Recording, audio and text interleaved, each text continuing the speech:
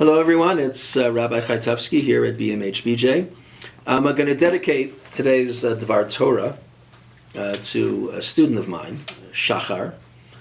Let's call him Shachar B, because I thought about him, because he used to walk around with a little copy of the Constitution in his wallet. And I guess like the credit card commercial that asks, what's in your wallet? He would always pull out the Constitution, and he's a very politically savvy and interested and bright young man with a very bright future, and it was a pleasure to have him as a student.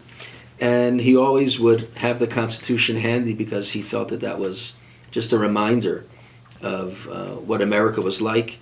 His parents were not Americans, they became citizens, and he always wanted to remember their journey and his own by having that Constitution in his back pocket.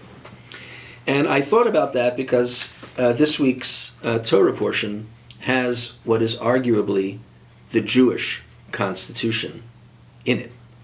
And I'm referring, of course, to the Torah portion of Yitro. Yitro, we know, was Moshe's father-in-law. Yitro's daughter, Tzipporah, married Moshe. And for a good number of years, Moshe and Tzipporah were, I guess, separated.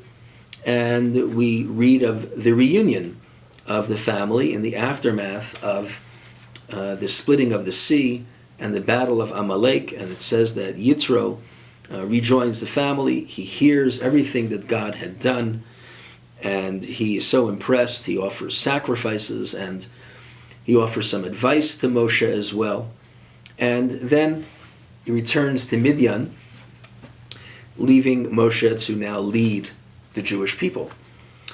And we're told, of course, that they come to the Midbar of Sinai. They come to the Sinai desert, and they encamp around the mountain, and God tells Moshe to tell the people that a great event is going to happen in just another few days, and the Jewish people, the Israelites, should ready themselves for the great event. And we know what the great event is now.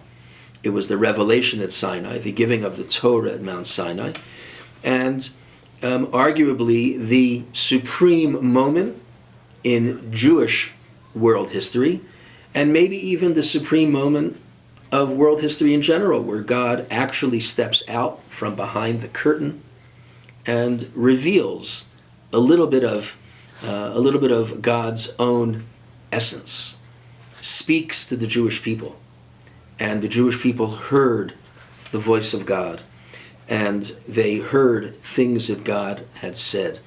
And this is the moment that the Jewish people have been promised, have been waiting for, and it occurs in this week's Torah portion. So a number of things about this revelation and the content of the revelation struck me. First, the whole idea that we refer to them as the Ten Commandments, even though they're never referred to that. They're never referred to that way in the Torah itself. They're Aseret HaDibrot, 10 statements, and if you read the text carefully, in the 20th chapter of the book of Exodus, you will see that there are many more than 10 mitzvot, 10 commandments embedded in those mitzvot, in those statements. So the name just already conjures up a bit of a misnomer, and it's clear that these are just an outline of what is in the rest of the Torah. And Saadia Gaon, a very famous Jewish philosopher from the Middle Ages, indicated that each of the 10 statements is actually a category of behavior into which all the other regulated and prescribed behaviors can fit. Because you'll notice that there's no mention of Yom Kippur, Rosh Hashanah, Passover in the 10 Commandments. Well, they're all under the category of Shabbat. And there are other laws that are under the category of, let's say, thou shalt not murder, or the category of stealing. Whatever the category is, whatever the 10 are, into those 10, all the other mitzvot can fit. And I wonder, why was there a need to have an outline? Like, why couldn't they just start with the details? Like, why the outline? And I've been doing a lot of thinking about this, and I have two possible answers. One is, of course, the outline. Because it's an outline, because it's incomplete, it leaves room for a cardinal idea of Jewish tradition, which is alongside the written Torah, there was an oral Torah that filled in the outline. The details were left to others to fill in. Our tradition says that when God taught the Ten Commandments to Moses, God gave him the oral explanation that he then transmitted to the people.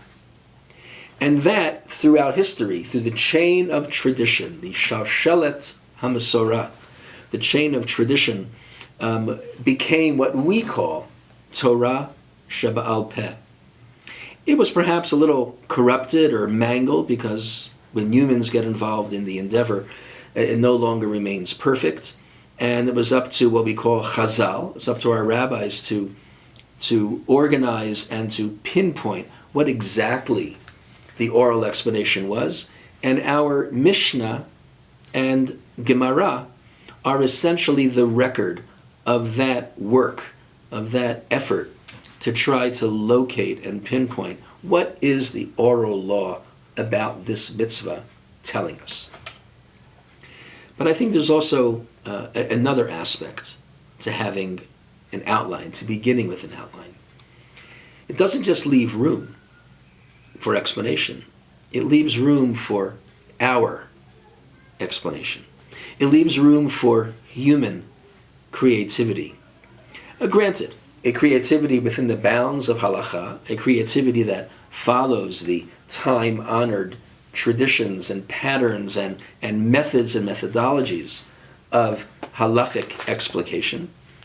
But clearly, there is room within an outline for human contribution, for thinking and for processing, and for trying to wrestle with what this idea really means and what this might look like for us in this day and age. And halakha is beautiful because halakha can respond throughout the ages.